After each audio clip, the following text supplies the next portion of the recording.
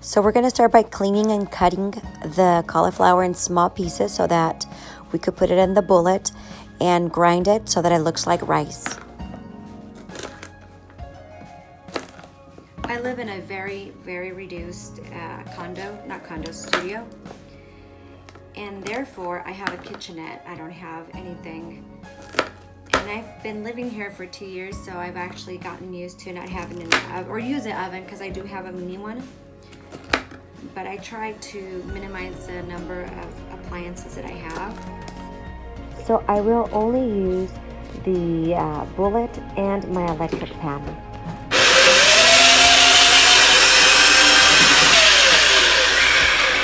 You want to shake it up a little bit, and then it's good for one part. Again, you want to just do it in pieces, in parts. I am gonna make enough for just one person because this is a keto diet and it's only me and my son, but he's not getting, doesn't have to be so limited. So I make everything small quantities, and then make sure that you clean out this part because there's plenty of it. And so for your next little batch, you don't want to waste anything at all. It's little, like the bigger chunks.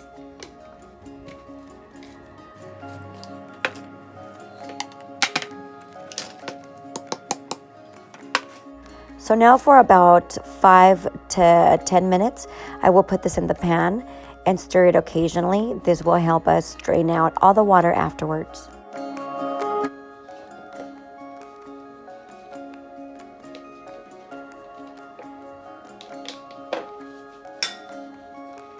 So here I am, now I'm pouring the cauliflower. A lot of the humidity or the liquid did evaporate, but it still leaves a lot in there. So you want to make sure that you cool it off a little bit. You let it cool off before you strain it. You could use whatever you think you should for the straining, but I used still the bullet and I held it with a rubber band so that you could, so it doesn't fall apart. And then once you're ready to strain, then you can go ahead and remove that. So here we go. Now, I actually let it cool, but it's still pretty hot. So if you need to wait a little and do it once it's hot, less hot, then do so.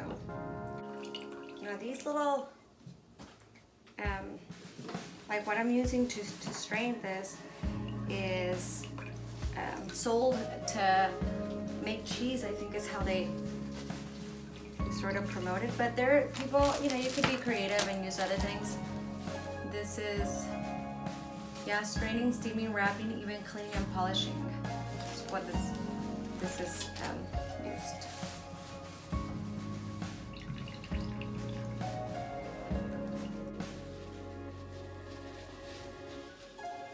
Thank you, babe.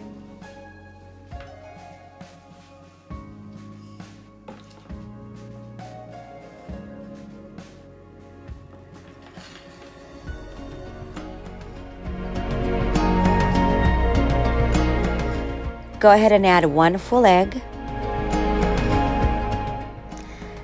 a 1/4 cup of mozzarella or Parmesan cheese, it's up to you.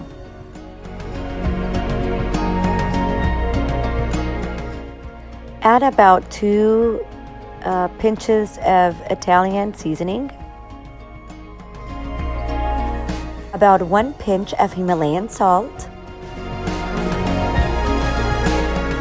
Lastly, add some black pepper to your liking.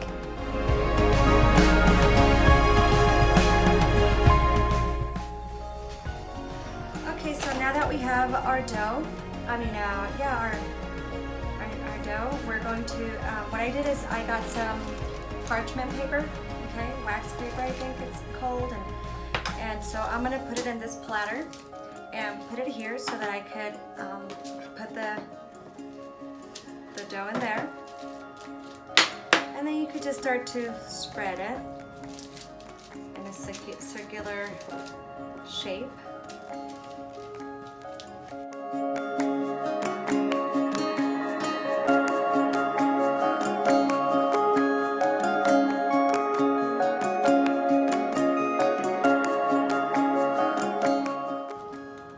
That Italian seasoning gave it a really good taste and smell.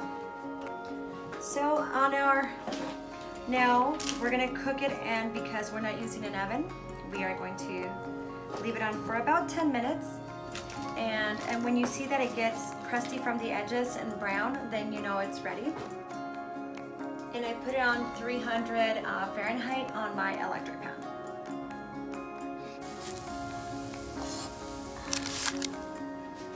All right, guys, so our pizza dough is ready, and I want you to take a look. Again, no oven, so I think it's been...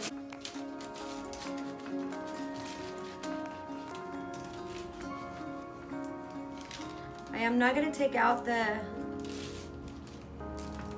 paper yet, because we're going to throw it back in there once we put our ingredients. Start with a 1/4 cup of tomato paste. Make sure it is low carb and sugar free. I added 1 cup of mozzarella cheese. So feel free to get creative with your toppings as long as you check your macros and that the ingredients are keto friendly, and just enjoy it. All right, so now our pizza is ready. Now we're gonna go ahead and take it out of the electric pan. Guys, I want you to see how delicious it looks. Now, ooh, that looks yummy. Ooh, look at that. That's the tomato. Can I tell you something funny? I always thought that pepperoni was tomato.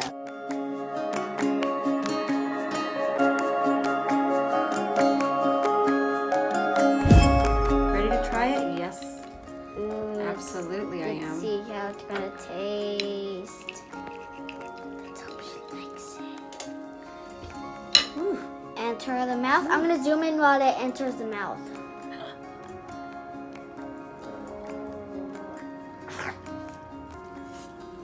Oh, that's a lot of cheese. Mm.